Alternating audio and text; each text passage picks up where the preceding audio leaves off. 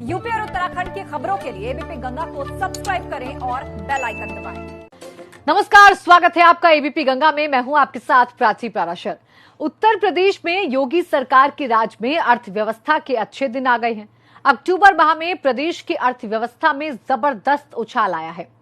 ताजा आंकड़ों के मुताबिक पिछले साल अक्टूबर के मुकाबले 1828 करोड़ का ज्यादा का फायदा हुआ है।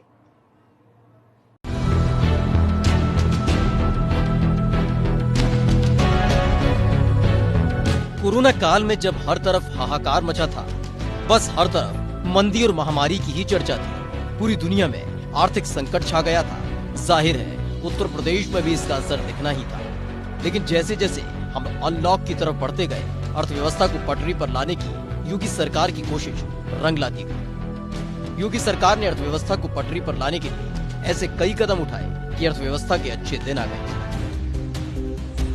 अक्टूबर में यूपी की अर्थव्यवस्था में जबरदस्त उछाल देखने को मिला। जुलाई, अगस्त, सितंबर में सरकार का रेवेन्यू बढ़ा। सरकार को पिछले साल अक्टूबर के मुकाबले 1828 करोड़ का ज्यादा का फायदा हुआ।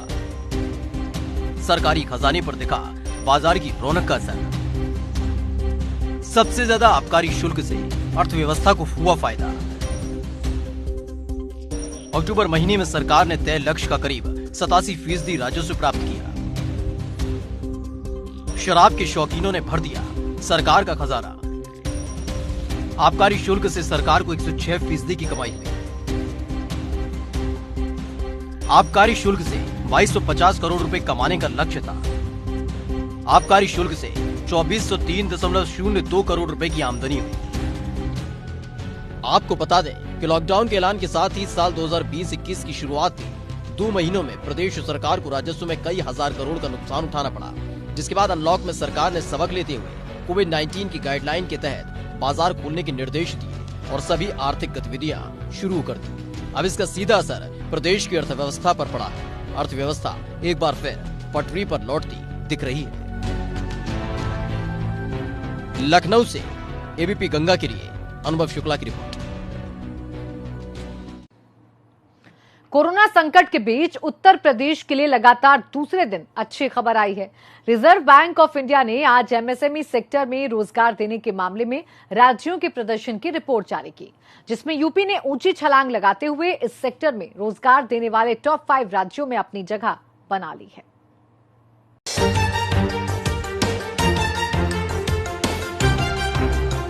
कोरोना संकट के बीच यूपी की अर्थव्यवस्था को पटरी पर लाने में जुटी सरकार ने पिछले 8 महीनों के मुश्किल वक्त में भी एक बड़ी कामयाबी हासिल करते हुए एमएसएमई सेक्टर में रोजगार देने के मामले में उत्तर प्रदेश को देश के पहले 5 राज्यों में जगह दिला दी है।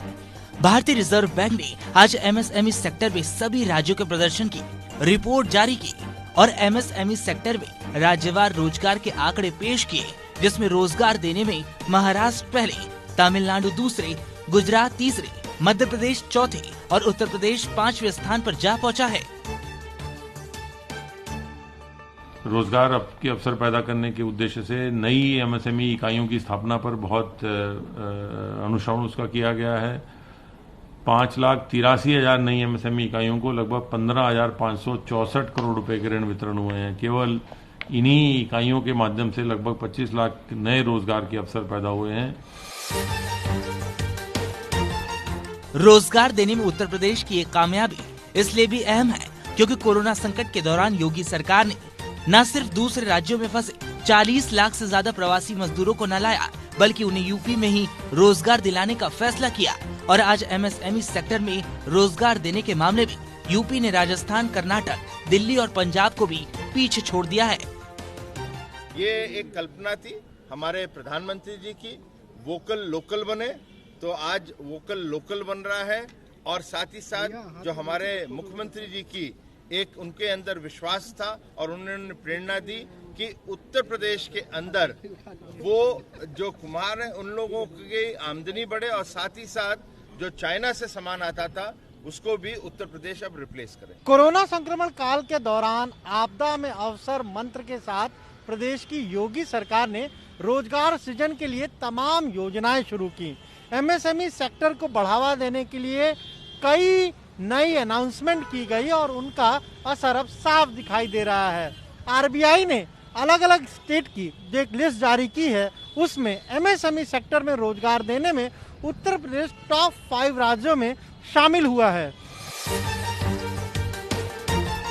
कोरोना संकट में सिर्फ रोजगार ही नहीं बल्कि राजस्व के मामले में भी यूपी का प्रदर्शन बेहतर हो चुका है और अनलॉक में प्रदेश की अर्थव्यवस्था ने फिर से रफ्तार पकड़ ली है, जो अक्टूबर में बढ़कर 10,672 तक जा पहुंचा है।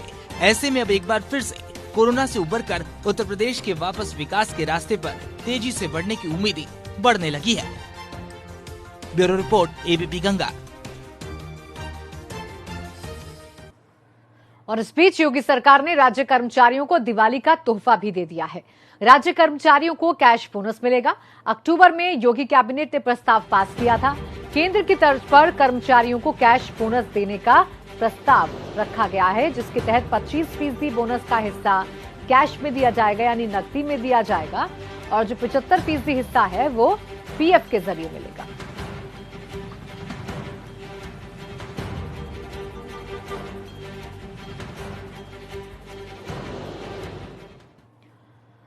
बढ़ते आगे, प्रदेश में माफियाओं और बाहुबलियों के खिलाफ सरकार शिकंजा कसती जा रही है। पिछले 4 दिनों में प्रदेश के 4 जिलों वाराणसी, मऊ, प्रयागराज और लखनऊ में माफियाओं और बाहुबलियों के खिलाफ प्रशासन का बुलडोजर गरजा है।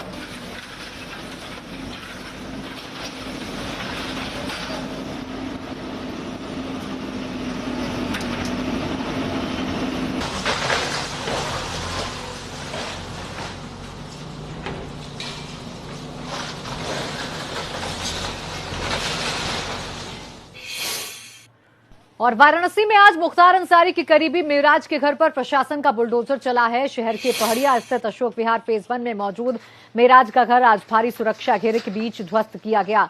इस कार्रवाई को लेकर लगभग 1.5 महीने पहले ही नोटिस दे दिया गया था।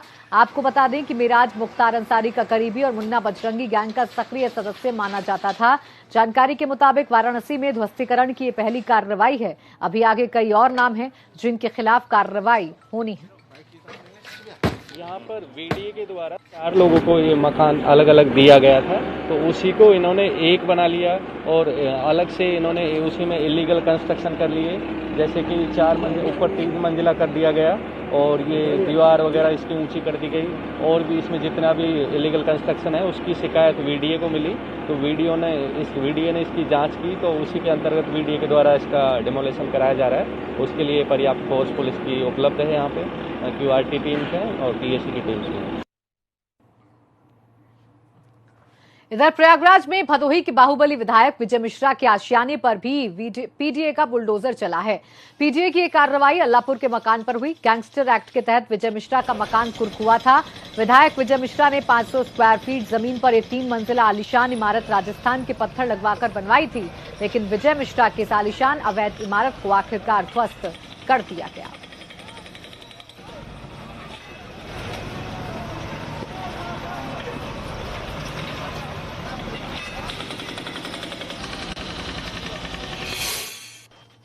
और अब बात अन्नदाता के आक्रोश की। जी हां, नए कृषि कानून के विरोध में आज एक बार फिर देश के कई हिस्सों में किसानों ने सड़कों पर उतरकर विरोध प्रदर्शन किया और कृषि कानून में तमाम खामियां बताते हुए कानून को बदलाव की मांग की।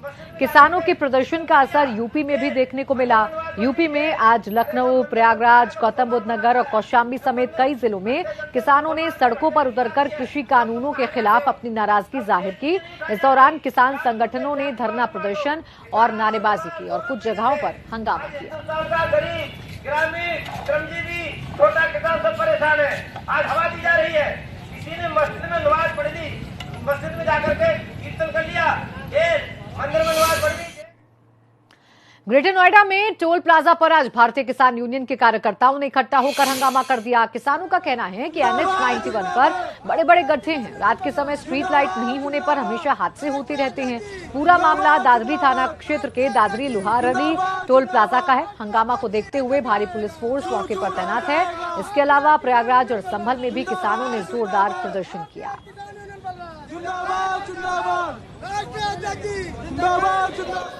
तीन तस्वीरें आपके सामने हैं। प्रयागराज, संभल, ग्रेटर नोएडा, जहां पर किसानों का आक्रोश साफ तौर पर देखने को मिला।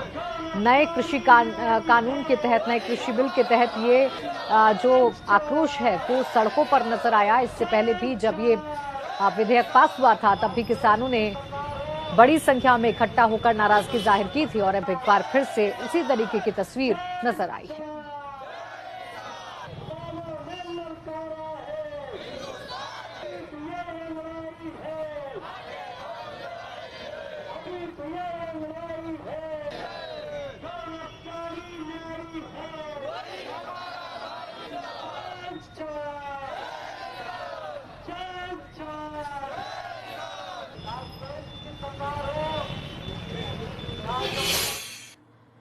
सारनाथ की तस्वीर बदलने जा रही है, जहां बौद्ध स्तूप पर लेजर लाइट के जरिए भगवान बुद्ध की जीवनी दिखाई जाएगी, तो वहीं वाराणसी की कहानी भी दिखाई जाएगी।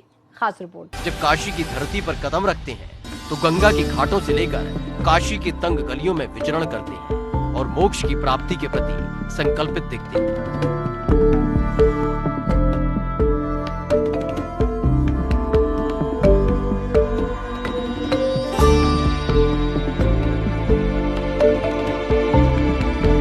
तो वहीं उनकी कामना बुद्ध की धरती को नमन करने की भी होती है। ऐसे में इस पावन और पवित्र धरती के स्पर्श मात्र से स्वयं को ऊर्जावान महसूस करते हैं। लेकिन अब वही सारनाथ एक नया अध्याय लिखने जा रहा है, जिसमें धर्म और भक्ति के साथ आधुनिकता का समागम होगा।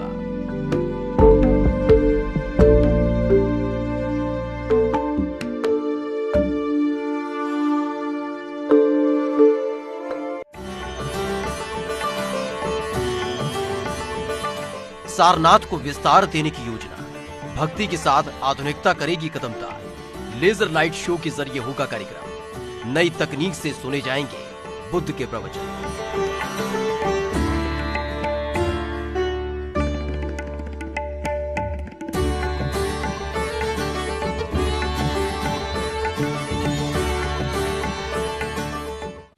वाराणसी में माननीय प्रधानमंत्री जी के प्रेरणा से और माननीय मुख्यमंत्री जी के निर्देशन में पर्यटनों को बढ़ावा देने के लिए कई सारे कार्य किए गए हैं, और जिसमें सारनाथ जो बुद्धिस्ट सर्किट का एक प्रमुख स्थान है, उसमें पर्यटकों की संभावना को और बढ़ाने के लिए बहुत सारे कार्य किए गए।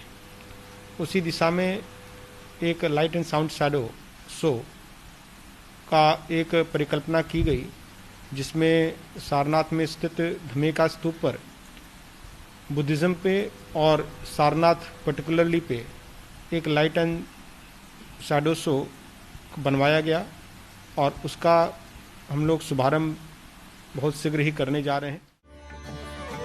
दरअसल सारनाथ का बौद्ध स्तूप विश्व प्रसिद्ध है।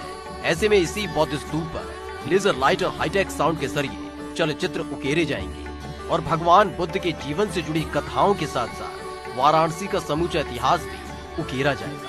और इस ऐतिहासिक पल में इतिहास को अपनी आवाज देंगे सदी की महानायक अमिताभ बच्चन। बौद्ध स्तूप पर होगा लेजर शो, भगवान बुद्ध के जीवन की उकेरी जाएंगी कथाएं। अमिताभ बच्चन की आवाज में प्रसारित होगा लेजर शो। सारनाथ के विकास के लिए वर्ल्ड बैंक दे रहा 100 करोड़। बौद्ध स्तूप पर लेजर लाइट शो के जरिए पर्यटन के बढ़ने की संभावना जताई जा रही है। ऐसे में लगातार प्रशासन काम कर रहा है और जल्द ही एक अलग रौनक शाम के वक्त भी सारनाथ की धरती पर देखने को मिलेगी और इस कार्यक्रम को आवाज देंगे अमिताभ बच्चन। सारनाथ में बदलाव की इस पटकथा को देखने और पढ़ने के लिए पर्यटक भी बेहद उत्सुक नजर आ रहे हैं। ऐसे में सरकार की इस योजना से सफलता का नया अध्याय लिखने को लेकर वो उम्मीद जता रहे हैं। तो वहीं सबको इंतजार है जब लेजर लाइट शो बुद्ध की स्थली को नया आकार देगी, नया स्वरूप देगी। तो निश्चित तौर पे इससे पर्यटन को बढ़ावा मिलने की उम्मीद है और सारनाथ का आकर्षण और भी बढ़ेगा, इसकी भी उम्मीद जताई जा रही है। जो पर्यटक हैं वो भी उत्सुक हैं कि जल्द ही इस शो की शुरुआत हो, ताकि आने वाले दिनों में एक अलग तस्वीर देखने को मिले। कैमरामैन विशेष के साथ नीतीश कुमार पांडे, एबीपी गंगा, वाराणसी। दिवाली नजदीक है, ऐसे में बाजार में अवैध पटाखे भी खूब बिकने शुरू हो जाते हैं। इसी को ध्यान में रखते हुए प्रशासन द्वारा कई शहरों में अवैध पटाखों के ठिकानों पर छापेमारी की गई। बदायूं में बिना लाइसेंस पटाखा बनाने वालों के यहां विस्फोटक सामग्री रखे जाने की खबर पर प्रशासन और पुलिस ने छापेमारी की। वहीं मुजफ्फरनगर की दाल मंडी और पान मंडी में दुकानों में ताबड़तोड़ छापेमारी अभियान चलाया गया। छापेमारी से दुकानदारों में हड़कंप मच गया। कई दुकानदारों के पटाखे भी जब्त किए गए।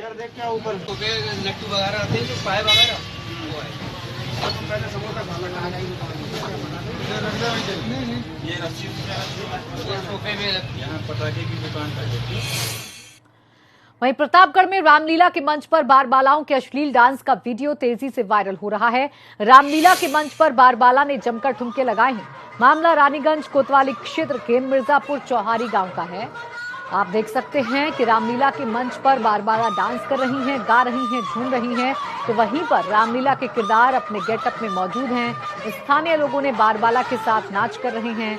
चौंकाने वाली बात तो यह है कि कोरोना काल में ऐसे कार्यक्रम की सख्त मनाही है। इसके बावजूद यहाँ ये सब हो रहा है और लोग सोशल डिस्टेंसिंग को भूलकर आनंद ले रहे हैं। स्थानीय पुलिस और प्रशासन रामलीला में बारबालाओं के डांस से अनजान है।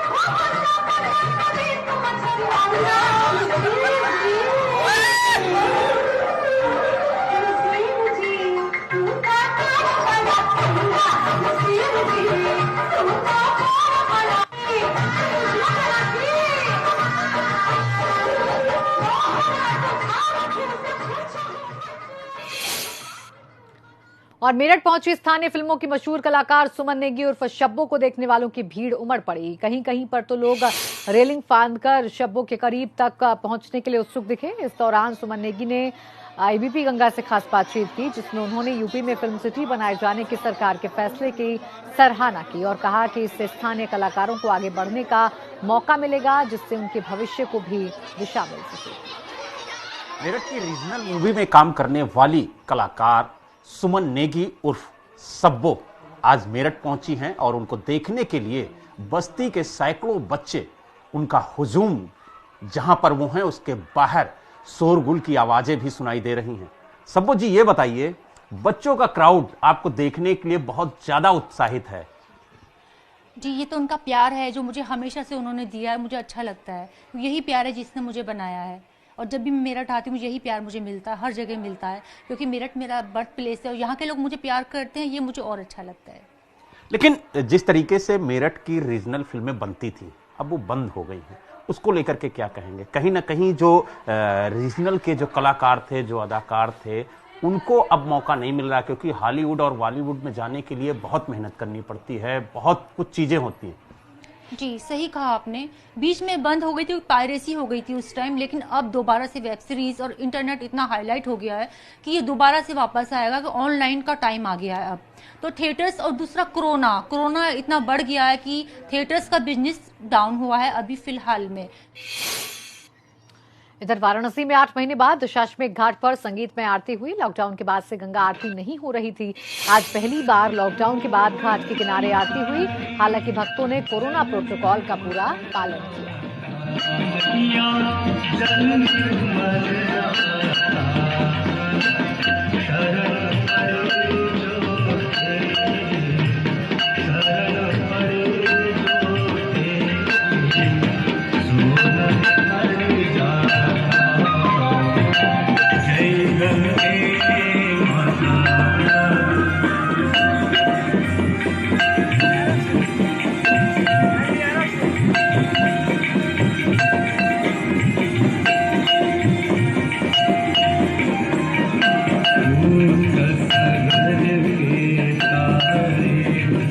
सब जग को ज्ञाता मैया, सब जग को ज्ञाता।